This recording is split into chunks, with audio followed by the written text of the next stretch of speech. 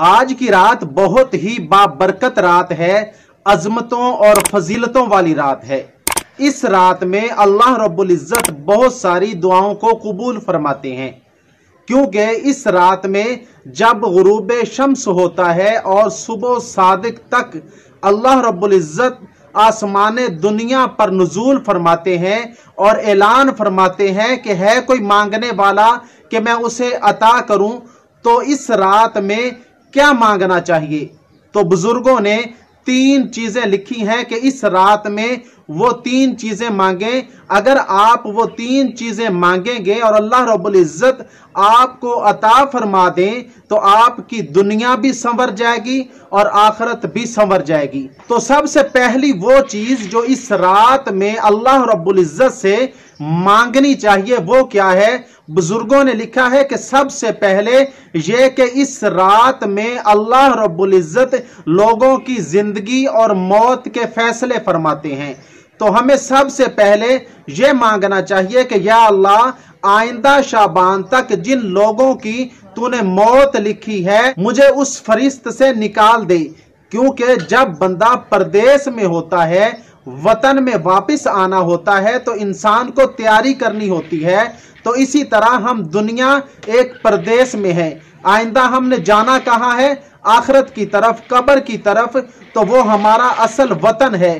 تو یا اللہ ہم نے پردیس سے وطن کی طرف جانے کی تیاری نہیں کی، اللہ مجھے آئندہ 15 شعبان تک، شب برات تک کی زندگی عطا فرما تاکہ میں اس میں آخرت کی تیاری، اپنے وطن جانے کی تیاری کر سکوں۔ تو یہ تھا پہلے نمبر پر۔ تو دوسرے نمبر پر کیا چیز مانگنی ہے؟ تو دوسرے نمبر پر یہ کہ اللہ رب العزت کے ہاں ہمارے اعمال پیش کیے جاتے ہیں، تو جو ہمارے اعمال میں کوتاہیاں ہیں، کمیاں ہیں، یا اللہ ان کوتاہیوں کو، کمیوں کو معاف فرما کے قبول فرما، اور ہماری جو نیکیاں ہیں ان کو اپنی بارگاہ اقدس میں قبول و منظور فرما، کیونکہ ہمارا جتنا بھی بڑا کوئی گناہ ہو اللہ رب العزت کو وہ نقصان نہیں پہنچا سکتا، اور جتنی بھی بڑی نیکی ہو وہ اللہ رب العزت کو فائدہ نہیں دے سکتی۔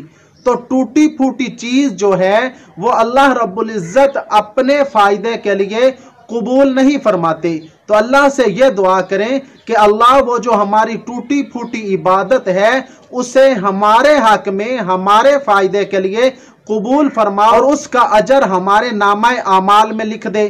یہ 2 چیزیں ہو گئی۔ تو تیسرے نمبر پر اللہ رب العزت سے ہمیں کیا مانگنا چاہیے؟ تو تیسرے نمبر پر یہ کہ اللہ رب العزت اس رات میں لوگوں میں رزق کو تقسیم کرتے ہیں، یعنی آئندہ شعبان تک جتنا بھی جس کو رزق ملنا ہے اللہ رب العزت اس کے نصیب میں لکھ دیتے ہیں۔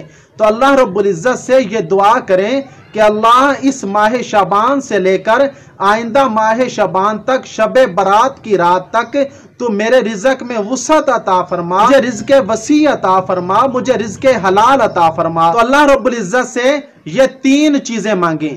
سب سے پہلے نمبر پر یہ کہ اللہ میری زندگی کو دراز فرما دے تاکہ میں آخرت کی تیاری کر سکوں۔ دوسرے نمبر پر یہ کہ اللہ میرے گناہوں سے درگزر فرما اور میری نیکیوں کو اپنی بارگاہ میں قبول فرما۔ تیسرے نمبر پر یہ کہ اللہ اس رات میں تو لوگوں میں رزق کو تقسیم کرتا ہے، میرے لیے جو رزق ہوگا اس میں وسعت عطا فرما۔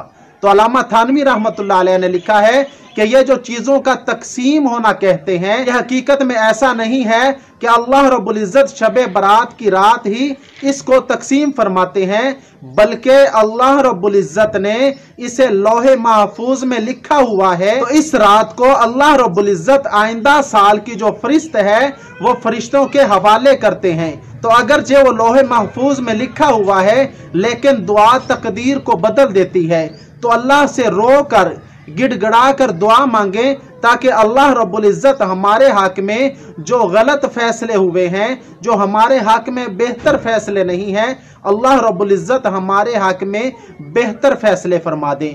اللہ رب العزت ہمارا، ہم سب کا حامی و ناصر ہو۔